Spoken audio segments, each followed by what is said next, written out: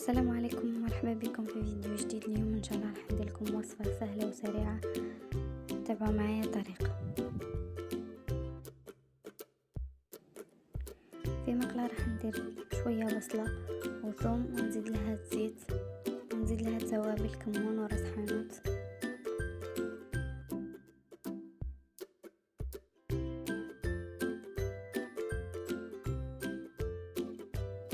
نزيد لها الملح، نخلطهم مع بعض، نحطهم على نار ونخليهم يتقلب.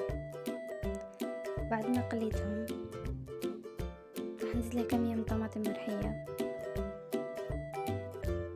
نصف ملعقة طماطم مصبرة، نخلطهم ونحطها على النار تقلب.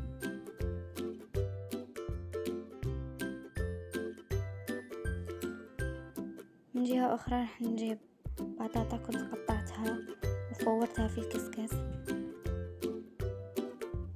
بعد ما طابت زدت لها الحشاوش، ملح، توابل كمون وراس حانوت. راح نرفس البطاطا مع هذوك التوابل والحشاوش ونحطهم على جهة.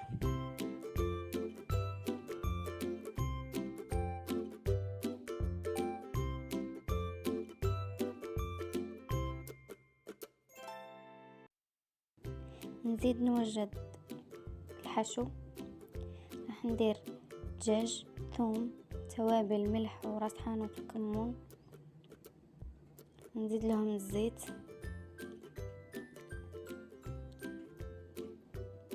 ونخلطهم مع بعض ونحطهم يتقلب. هذا شكل الحشو بعد ما طاب. بعد ما وجدت الصلصة ووجدت الحشو راح نجيب كسرونة ندهنها بالزيت من تحت،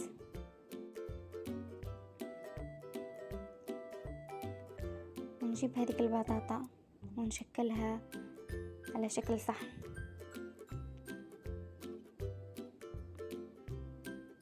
كما راكم تشوفوا،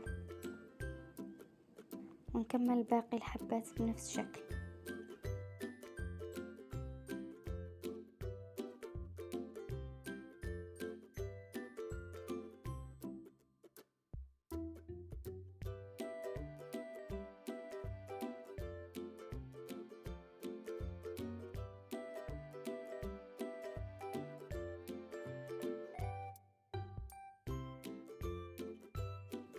بعد ما كملتهم راح نحط الدجاج في الوسط، نزيد لها صلصة طماطم من الفوق، نحط جبن البيتزا، نغطيها ونحطها على النار حتى يذوب هذاك الفرماج.